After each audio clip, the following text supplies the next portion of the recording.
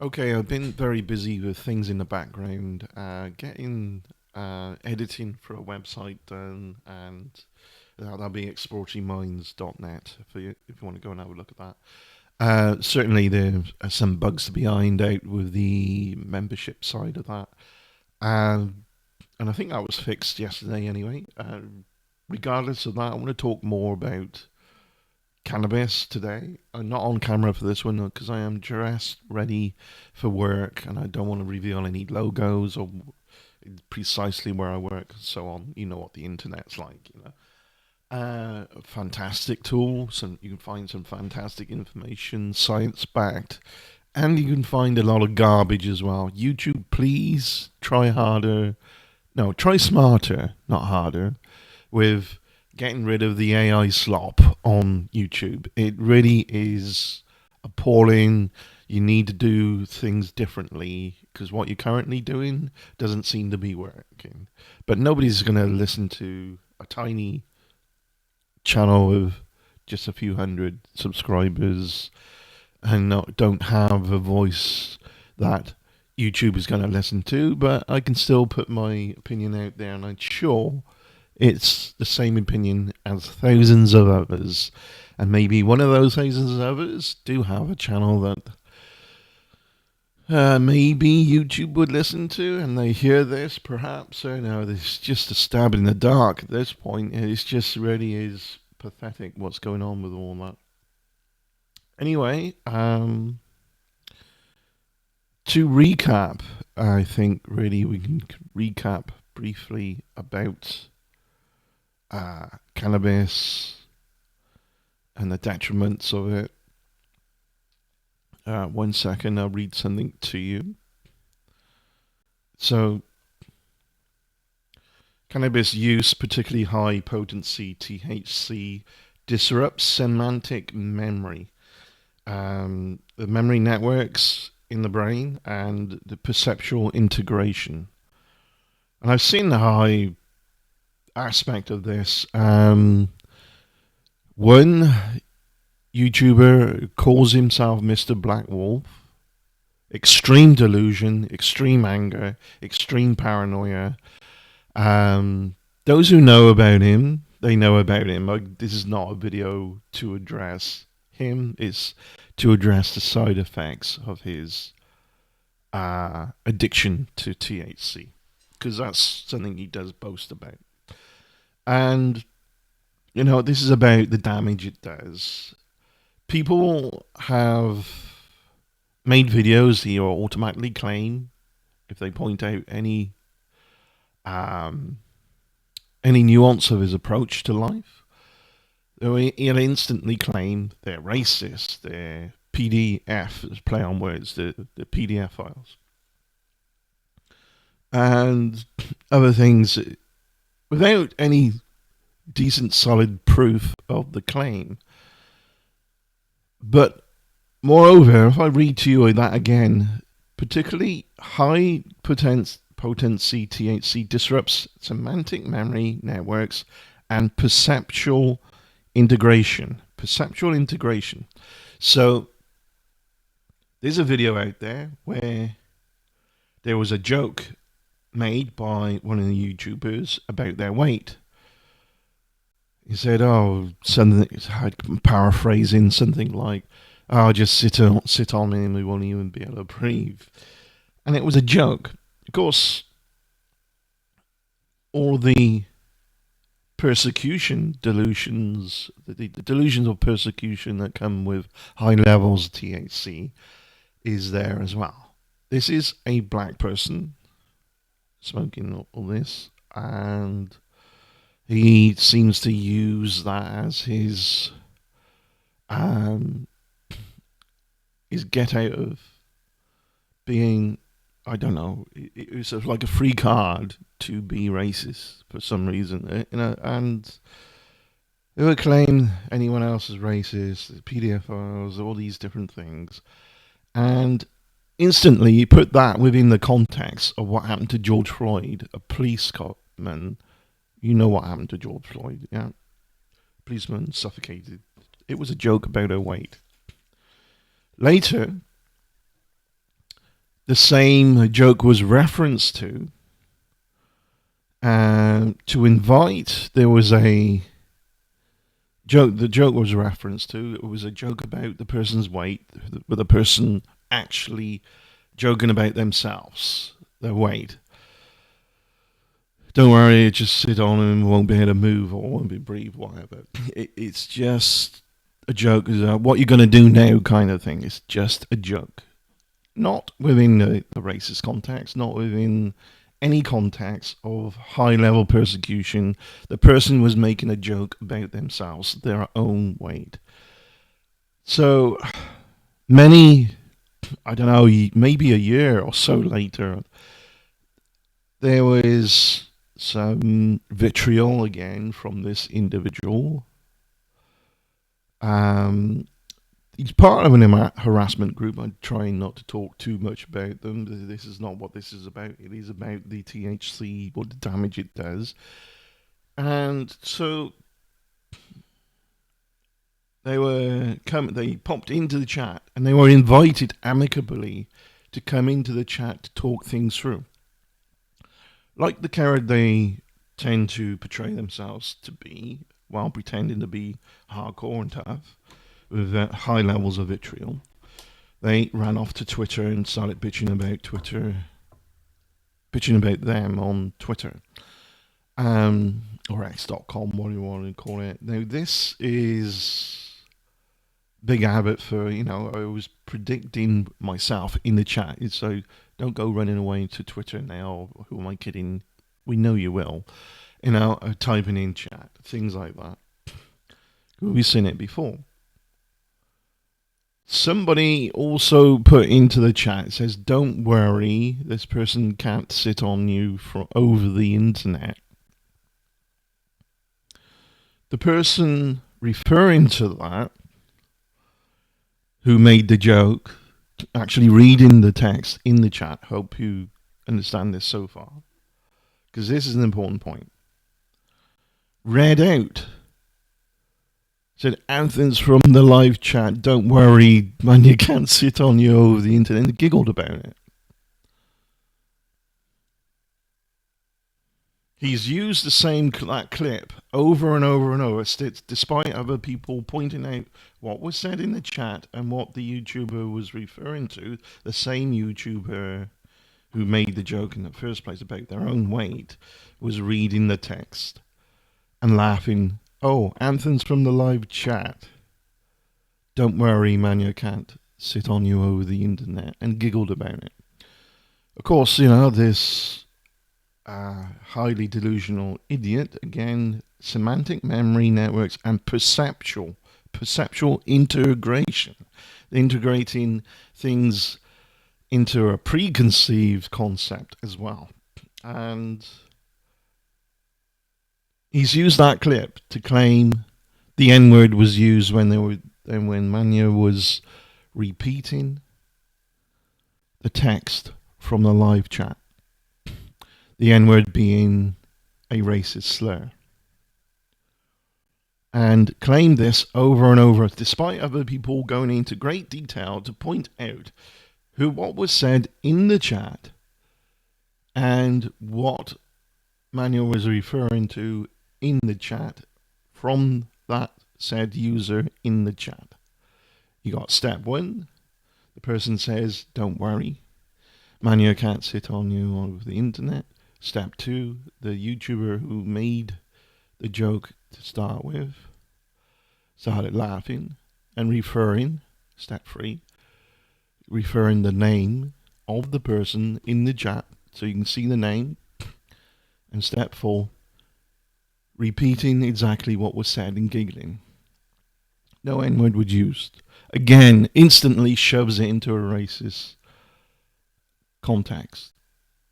I don't know where the racism comes from in terms of them being racist, this delusional individual, because if you look up their location, residency, not to dox them,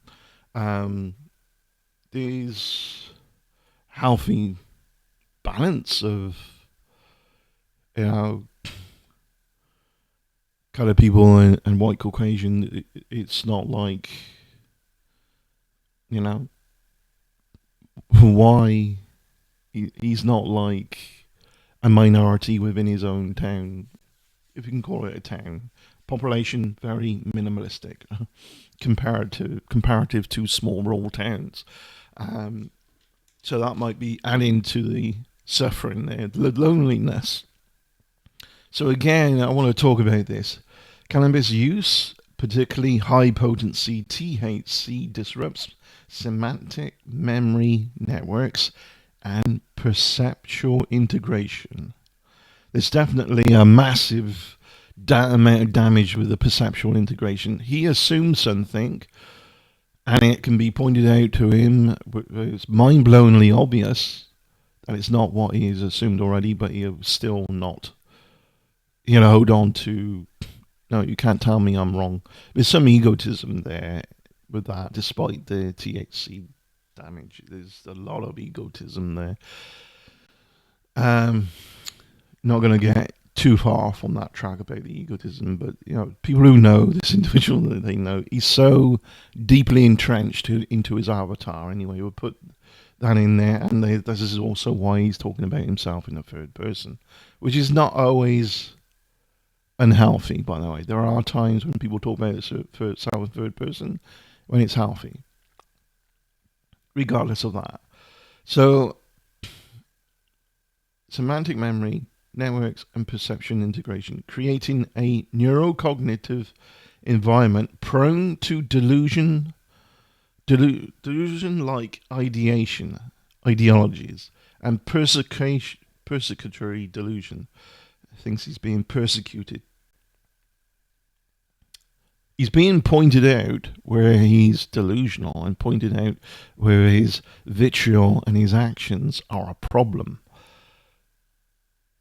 And that would be so much of a problem that he's encouraged by his cronies, because they're just as bad as him in some ways, broken people, in order to try and subvert a court of law deeming them as a harassment group, which is why they had restraining orders against them. This is how bad this is. And they will use him like a shield. It's a pathetic shield. It's a paper mache.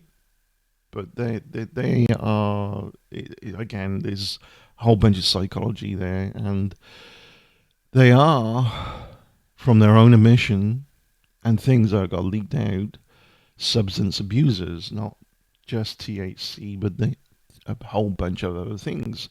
And the side effects show greatly. So research indicates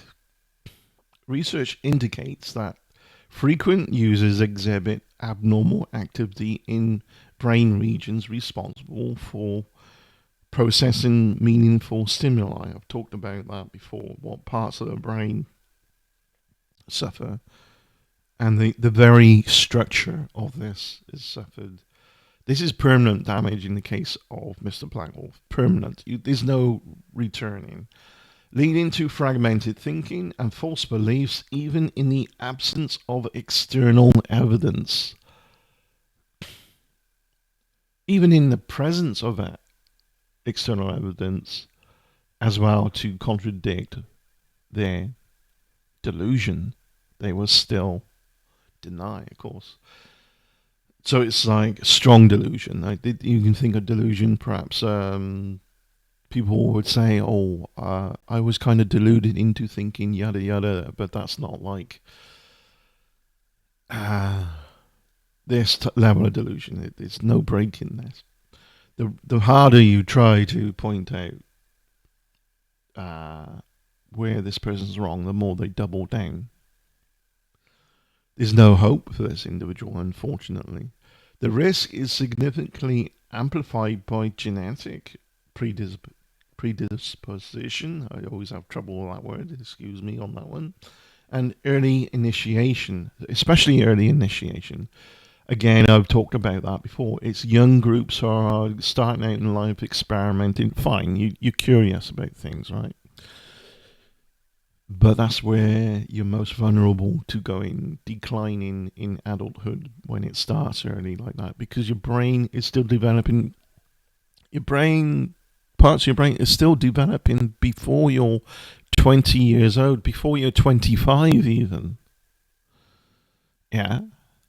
And there's new neurons that can be made up in, into late age as well. And neurons that die, but you've got to maintain, you've got to keep yourself mentally challenged in a proper way, not drug infused way, right?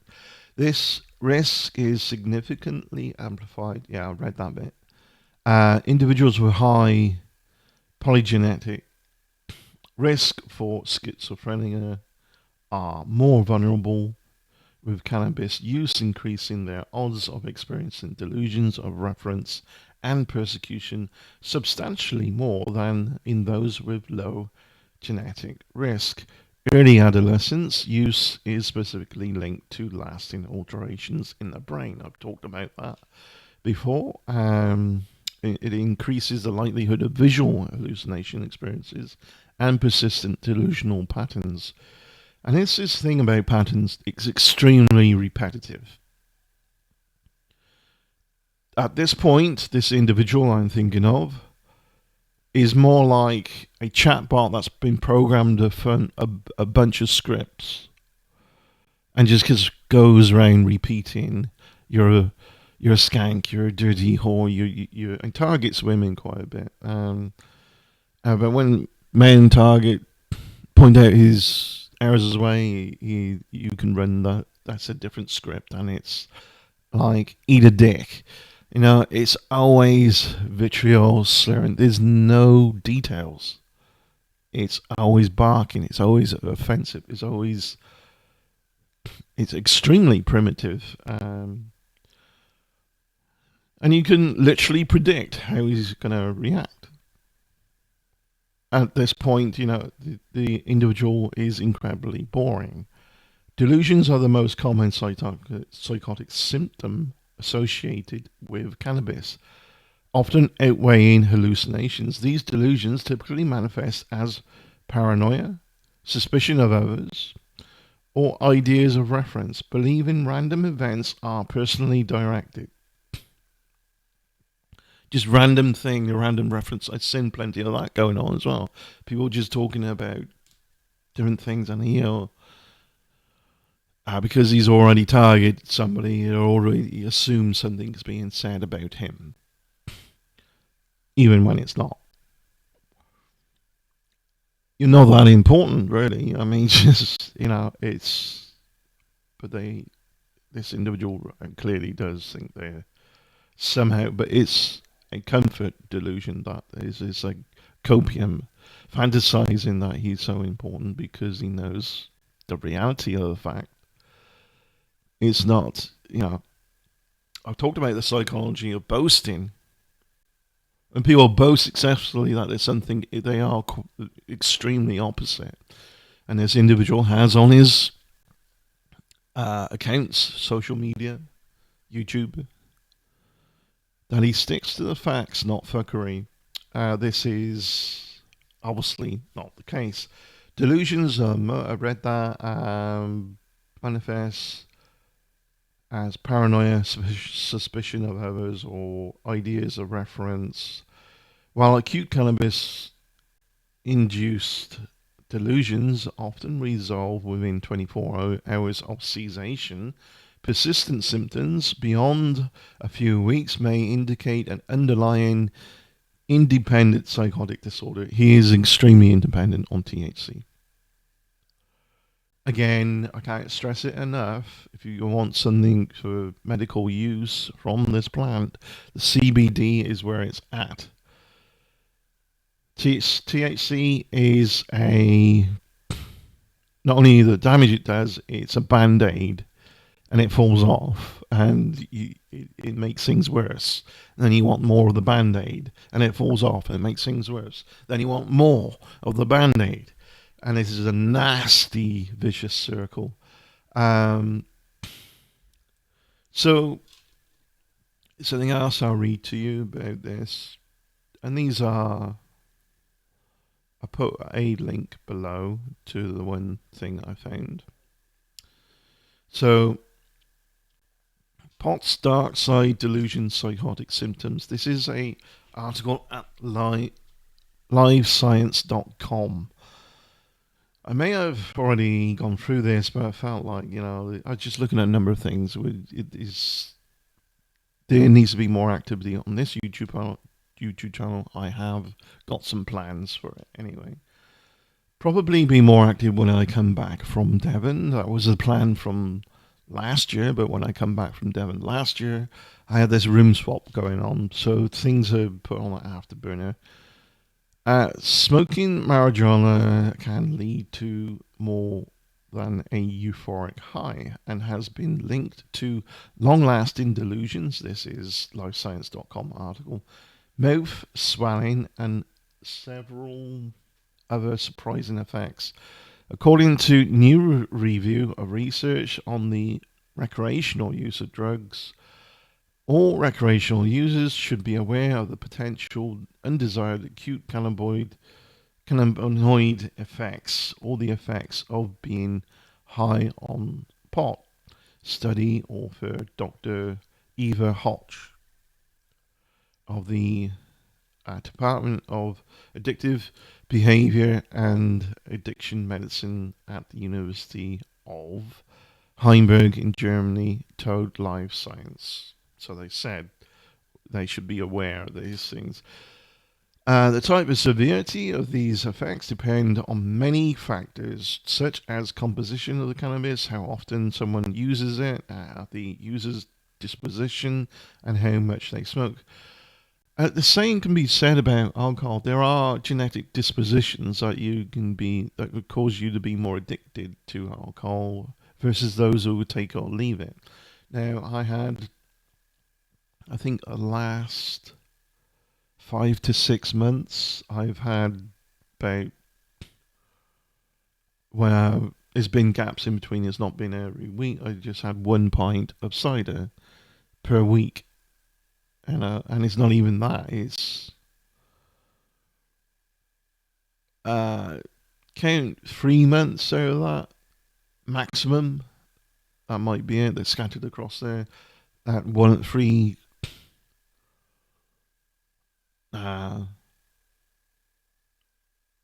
maybe a month's worth of count 4 weeks out of that. So 4 pints of cider within 5 to 6 months. Yeah. But there have been other times I've had 3, 4 per week. I don't boast, though, about saying, I can take it or leave it. Those are generally show signs of being addicted. Tend to boast about, they can take it or leave it. I just quietly enjoy it. I might have some friends say, do you want a pint? Fine. Usually when I go to the public bar, it's a soft drink. Anyway, by the way, if you want to cut down on alcohol, don't stand, those pubs where there's people stood at the bar talking and they chill out at the bar rather than sat somewhere. You end up drinking more because you got those quiet moments. You feel like you want to do something. Maybe it's when people pick up the phone and scroll through the phone and put it down again. There's also picking up the pint. You drink less if you sat down at a table somewhere and perhaps talking to somebody at the bar just over from the table. If you want to fidget with something, maybe, take a book with you, take a tablet PC with you, put it in front of you. I mean, if you've got something to do on there, that's fine. You can do that while enjoying company of others as well. It's people need to do something sometimes, and it's the lifting the glass is one of them, and it's just is again, if you feel like you need to cut back, don't stand at the bar. That's one way you can begin to do that.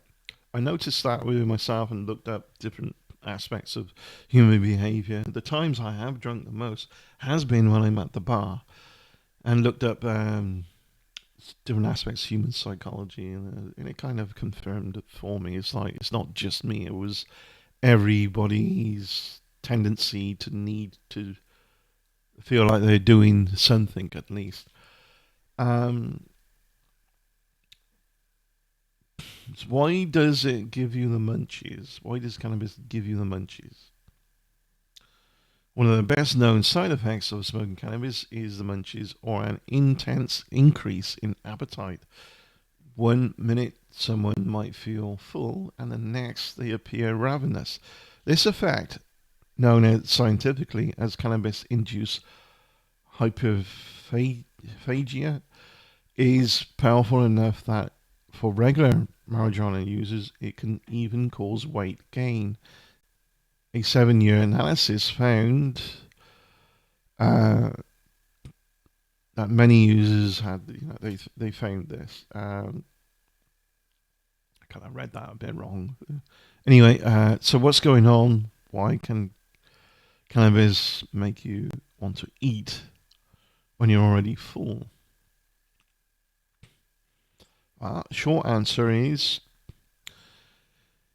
let me try to pronounce it. Is one of the cannabinoids, tetrahydrocannabinol. That is actually THC, by the way, or THC.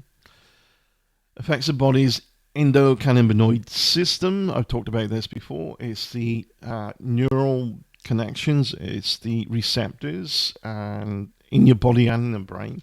This network can be found in the brain and body. It is made of naturally producing signal molecules called endocannabinoids and their corresponding receptors. It helps to regulate mood, stress, pain, memory, immune response, and even appetite. This acts like a dimmer switch, fine-tuning neural activity to maintain balance. That's important. This is a great point to make. It's a maintaining balance, mental balance. You know, these people get way too paranoid, way too fear-based on nothing, absolutely nothing. Um, and definitely the perception problem where they're being persecuted in even when the evidence to say this is not, you claim this is not the case, here's the evidence to point out why you're wrong, they double down. They don't take on what is being told to them in, no matter how much you break it down. Like I was saying, step one, step two, how obvious that was. So when you're that far gone, you're useless. You just can't function. And scared to open the front door, really. That kind of paranoia. It hijacks appetite circuit, basically. Of the 140 or more types of cannabinoids that cannabis plants produce, and again, I'd like to stress that there's a huge amount of focus on THC because it's addictive, because human nature loves something that to be loved, and it's like addiction, addiction, addiction, addiction. I want more, more, more, more. That's human nature for you, and um, it's definitely an Achilles heel. It can be a driver for things as well. Like you get the feel good dopamine kicking in when you achieve something, and dopamine isn't a dopamine hit. It doesn't suddenly spike. But when you do have a sudden spike because of drug abuse, it's going to suddenly drop. And you want that again and again and again because you don't not enjoying the drop. But you really enjoyed the high, right? That's the problem. It isn't about the food type, the munchies, although fast food is, definitely a thing, yeah. Because it's easy, quick food, just Slap it in the microwave quick. That's why it's called fast food. I guess. It, the fasting state helps explain why the munchies don't always look like a dessert binge. This was a study co-led by McLaughlin and others at Washington State University and the University of Calgary. 82 adults aged 21 to 62 were randomly assigned to vape 20 milligrams of cannabis, 40 milligrams of cannabis, or a cannabis placebo. People who vaped cannabis ate significantly more than those who in the placebo group, but it wasn't just junk food. Beef jerky was the number one of things intoxicated people gravitated toward, which they're saying they don't understand. Honestly, I would have thought chocolate, chips, rice, crispy treats, things like that is um, Carrie Cutler said, who was co-author in the study, a WSU psychology professor, and in a statement, according to the researchers, water was also among the popular consumption choices. Yeah, I have wondered if this does dehydrate or interferes with it's probably the signaling of how hydrated you are. To further test whether weed affected taste preferences, the researchers also ran tandem experiments in rats at the University of Calgary. The animals could access different foods but had to work by pulling a lever. Sober rats that were already full tended to quit the task, but after ingesting the THC, they behaved differently. You could you you get them stoned, and even though they're now full, they've eaten. They go right back as if they're starving. Hmm. But also part of the subculture I've talked about, the terminology is used as well in subculture, like alcoholics as well. They just use different language, twist the language, and different mantras to justify their experience and justify their excuses to perpetuate the addiction. I've talked about that, and it's those subcultures tend to have a leniency to that which is addictive, and junk food is addictive. So but it doesn't necessarily have to be they're just hungry. The hunger signal is the gut does signal to our brain when it's full, but all this is being interfered with, and when that's the signal isn't reaching the brain, you're still hungry, right? While cannabis is known, use is known trigger for the munchies, other factors that affect the endocannabinoid system can create the same effect. Sleep deprivation.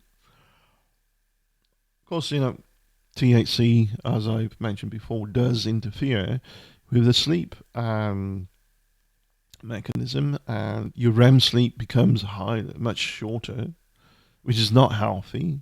This whole other aspect of information, worthy of another video to talk about that, why short REM sleep is not as healthy as longer, relatively. Um,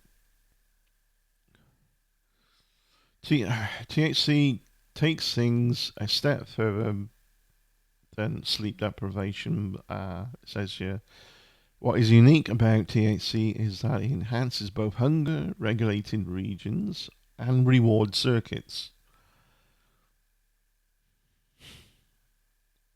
which together can amplify the biological drive to eat as well as the pleasure of eating. Yeah. This is also why it's like a gateway drug. You want addictive things to drive the addiction it's just a nasty vicious circle.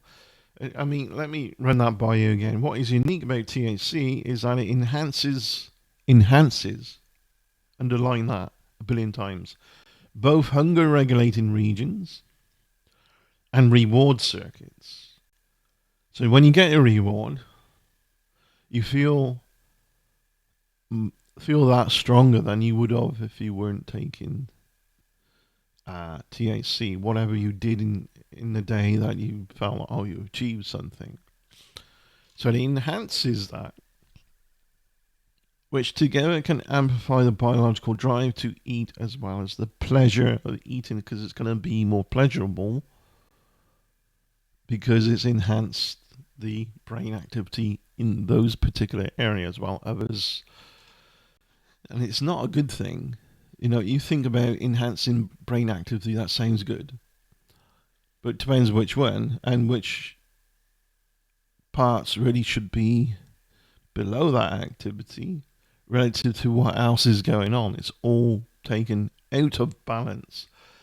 Given the THC and other phytocannabinoids are still highly regulated, challenges in understanding the munchies and other effects caused by these substances remain one big misconception. The challenges remain. One big misconception is that the munchies can happen to everyone every time. Not really. Again, it depends on balance and what else is going on prior to doing so. McLaughlin noted in reality, people's responses vary depending on the THC dose, of course, the person's tolerance, of course, the way the drug is ingested, yeah, it makes sense, and the person's individual bodily makeup, yeah, your genetic predisposition, that word I have trouble with, predisposition as well, predisposed. Much of what we know comes from self-report rather than tightly controlled laboratory studies measuring actual caloric intake, hormones, and neural activity, according to McLaughlin. And they went further to say, but cannabis laws evolve and research access improves. I think that there will be a more attention paid to understanding this phenomena, yeah, and stop selling extreme, absurd levels of THC. Again, as I've mentioned, the famous the famous, um, what was it? A festival in the United States. I've forgotten the name of it now.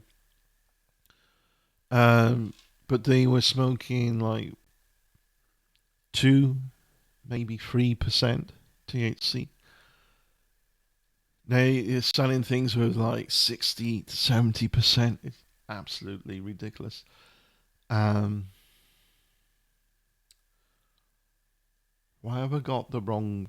I got the wrong word in my head. I know it's the wrong name because I know it's something else. Is the name of the festival?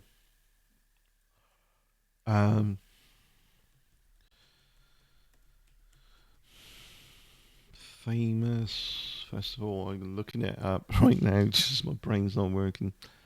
Um, famous.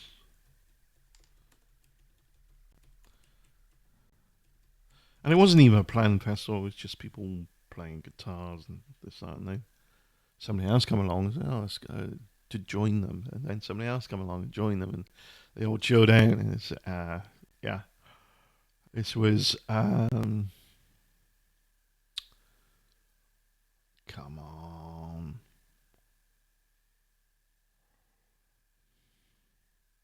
it's not telling us because it's not official one, I guess.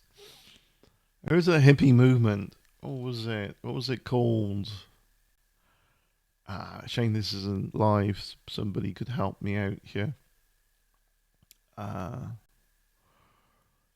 mm,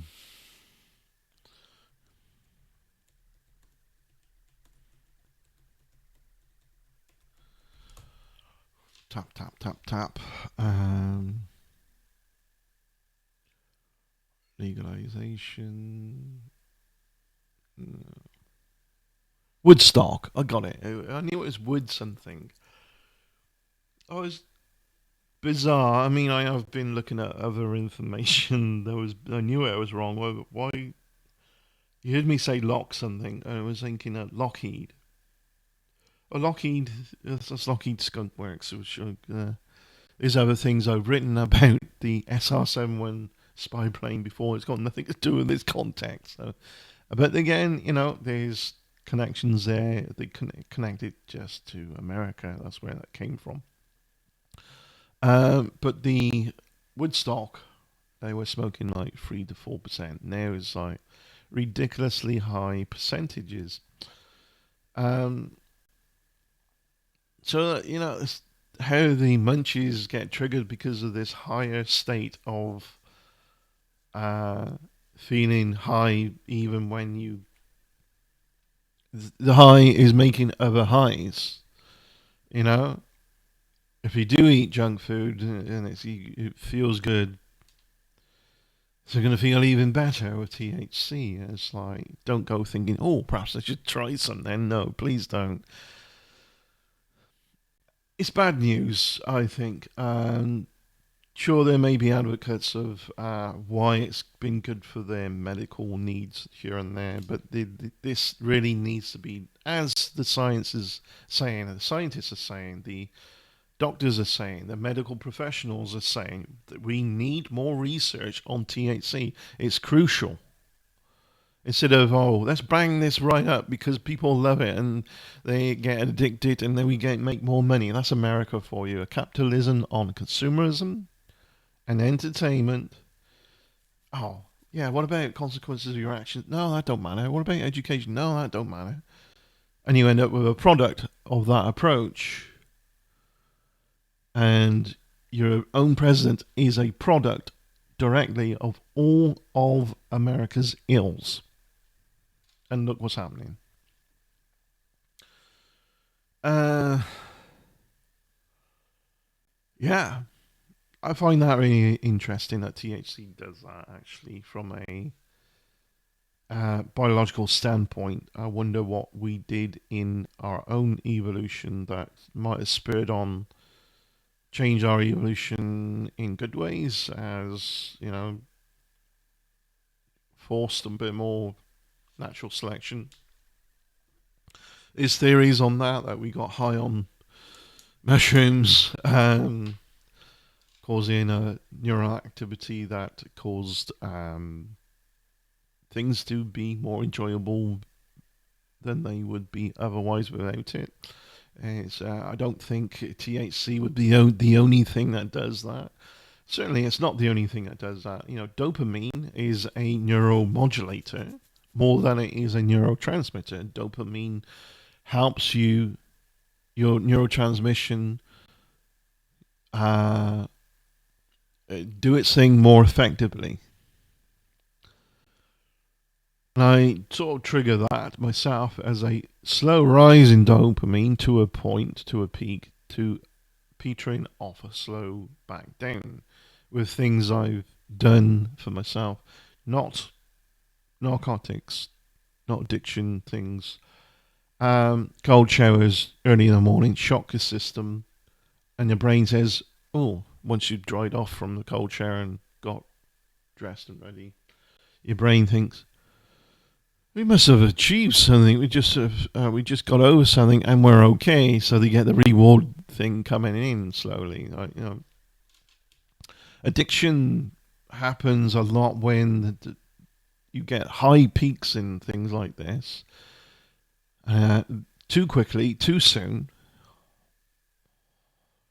and it falls back down too soon. You're enjoying that high, it's not lasting long enough, and you think, "Oh, that was great. Let's do it again," to prolong that. You got that memory of feeling great. Yeah, that's not good. That's where addiction happens. But if you get weaned on and weaned off with more organic ups and downs, ebbs and flows, that's what nature tends to do. And you fit more in line with a natural process then, rather than becoming completely lost, confused, and sleep problems, appetite problems, extreme paranoia problems, and delusions and perceptual things, like just because you claim something was a particular way and then it was pointed out why it's not, why would you double down on and saying stick to your original claim and keep doubling down and pointing it out even when people can see what the exact thing you're pointing out yourself? He's used the clip, by the way, the clip I was referring to. He's used the same clip that I've used to point out what was said. You can see the chat there, and you can hear what's being said. And you can see the chat going, don't worry, Anthony's can't sit on you over the internet. But he's added his paranoia into it, along with, thinking that was a racist thing, because the George Floyd thing, which has never been referred to by anybody but himself within that context. And along with the chat, the person who made the joke to start with is reading the text, laughing, and he's interpreted it again with like some kind of racist thing and shoved the N-word in there when nobody actually heard the N-word. And you could see it. Here's this thing that's square, but it's really round or something. It's kind of like that. It's a perception problem because of preconceived paranoid delusions and persecution problems. Ideas of persecution. He's used the same clip, and I think at some level he knows he's wrong. But how buried that level is underneath all the other crap that's going on with this individual, I don't know. But there's no way this individual can survive without a guide or other people around him. You can't.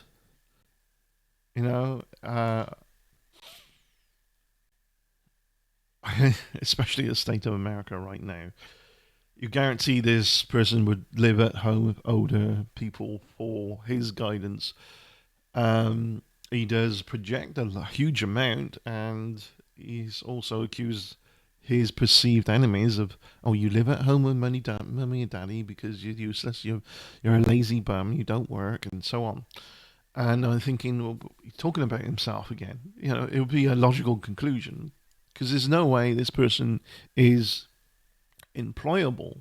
It's sad, it's degrading, it's unfortunate, but it is what it is, But at this point, they become so vitriolic, so stuck in the repetition, the pattern, that I could type in something, here's my prediction, here's what he's going to do, and it pretty much anybody else who's been observing this individual could do the same, and they would be right. So damn correct. It makes you look psychic, but really it just does, because he's done it so many times. Claimed I was somebody with substance abuse and an alcoholic, when there's no evidence to support that at all. Claimed I looked like I just snorted a bunch of coke. It's just like, yeah, when his own cronies, can't even call them that, his own suck-ups, his own small ball of people that harass along with him. It's just a coping thing to pretend to be something that they're not. Have evidence that there's been medical things out of the one whose addiction to Xanax, alcohol, meth, shrooms, yeah. And this is what addiction does to people. Stop before it gets, if you think you're addicted to something that could be far more detrimental down the line, stop. If you think you're addicted to something that isn't really gonna be really detrimental, that you find it's within your control, that you're just enjoying the ride for now, then fine. I think that's, maintain yourself. Watch yourself. Maintain. Addictions come in so many different forms, and you can be addicted to anything for whatever reason, as long as there's some kind of pleasure out of it. Usually, that's where the addiction is drives the addiction, right? Some people are addicted to sex; they can just never satisfy. They just and it's like sure there's therapy with that as well. And don't get me wrong, it's like sex is great, but it is not your be all and end all when your addictions, um, when you whatever it is you're looking for, whether it's food, junk food, narcotics, or whatever your addiction is, when you can't function properly without getting it, whatever it is, that's when it's a problem. That's addiction. When it affects other people around you, that they're worried about you or whatever. That's really a big red flag. If it gets to that point, it's like you need to do something about it. Even if it's not for your own sake, it's for people that you care about, right? Or maybe you got nobody around you that you care for. But it's how about you do some self maintenance, you know, or just end up failing and failing and failing and become quite the professional at being a failure, which is this whole crowd, this harassment group I referred to loosely, primarily to point out the detriments of addiction and what this does, and primarily as well, there's a lot of psychology to this disconnect that the internet provides. Sounds like an oxymoron. Get connected is boasting about get connected and online and goes these social networks and all this. Interesting. Again, I keep saying it, and it should be your red flag.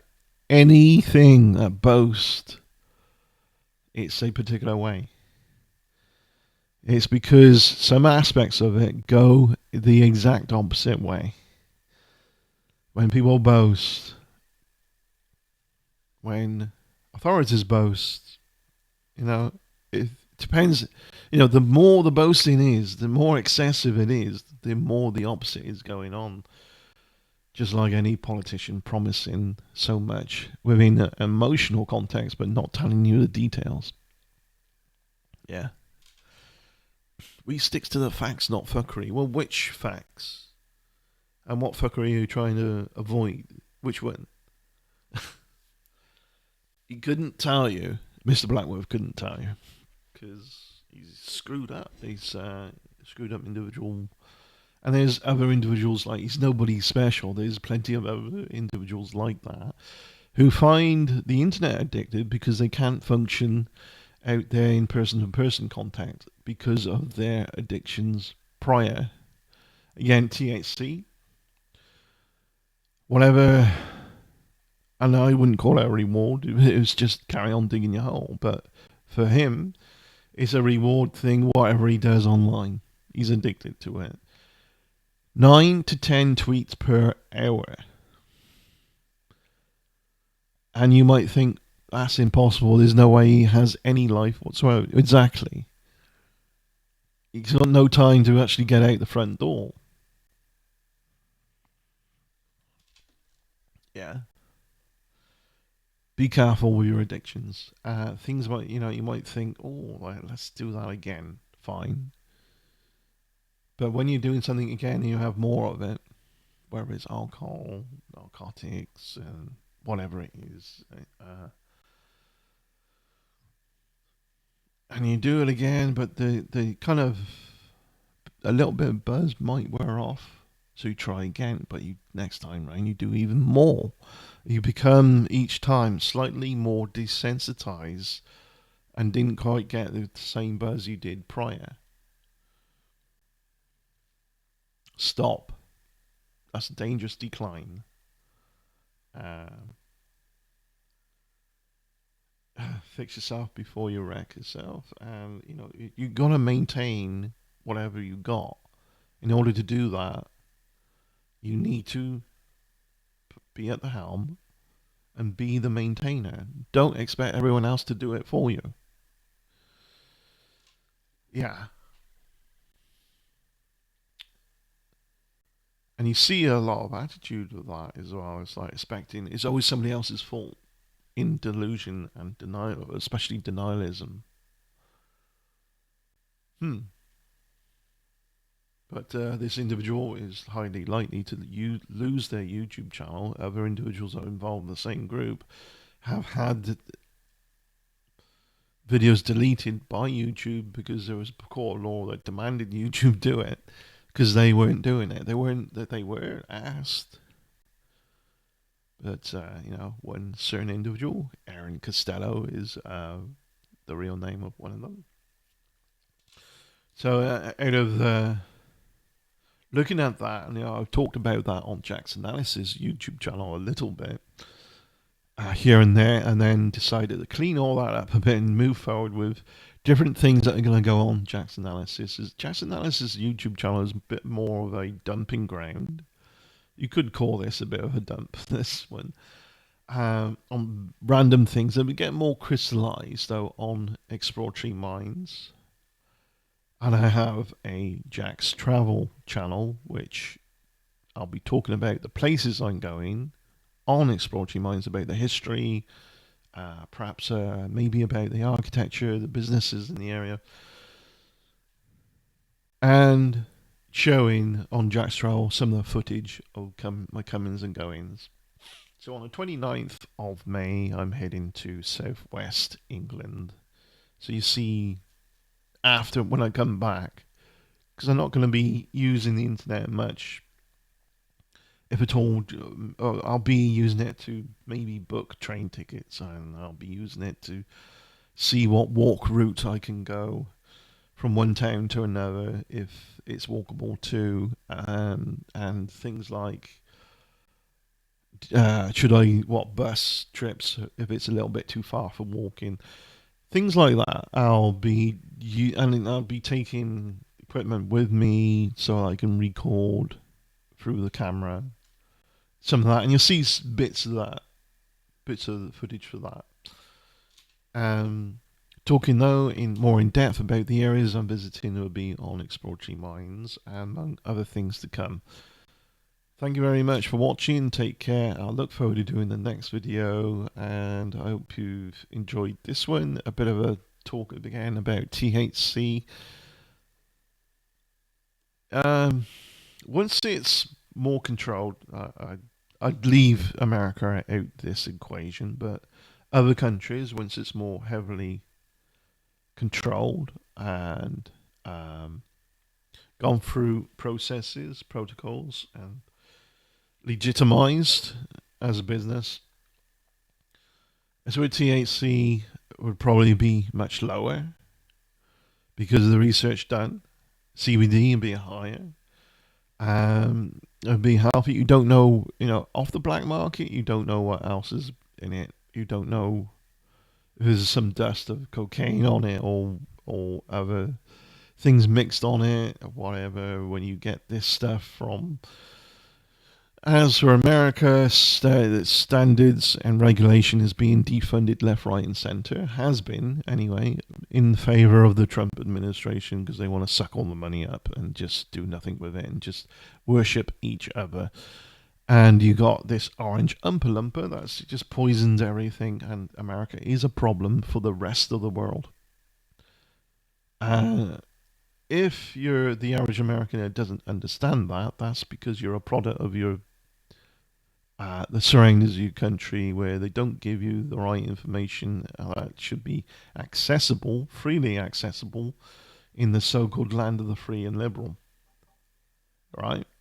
So you should be able to discern why America is a problem for the rest of the world. It's a no-brainer. But no, there's still mind-blowingly, it's a big abbot to the rest of the world that there's still people that cheer Trump during his rallies, his talks, even now. Even now, after all that's said and done, sure, a large percentage of what MAGA was has been diminished down to much smaller levels. People laughed and people got sick of it, and people realized what everybody was saying about Trump is they're finally getting it, and they finally. But they're still not saying, "Oh, he was right." They're saying, "Hey, look at this," as if it's just been discovered. That's annoying, but even now, that shows a big habit to the rest of the world that it's frightening that this is even possible. When you got this lazy, no good for nothing, senile, fat, obese, orange bum as a president of a country that keep boasting to the world over and over ad nauseum that it was so amazing. Yeah, I don't think so somehow. This is a nasty problem on the psyche of mankind, and it's frightening how easy we can control each other, even a whole country or society, into delusions of superiority without actual facts, figures, and things, and truth and reality to back up the claim. And there you have a mass delusion. Talking about delusion. And of course, it's not every single American. Many Americans are sick to the core of their own country and this disgusting lack of leadership. There's a disgusting lack of leadership, I think, happening in the UK, and it really needs to be fixed. Yeah. Of course, yeah, there's other videos to talk about all that. Thank you again for watching. And I look forward to doing the next video after all this rant. Cheers. Bye.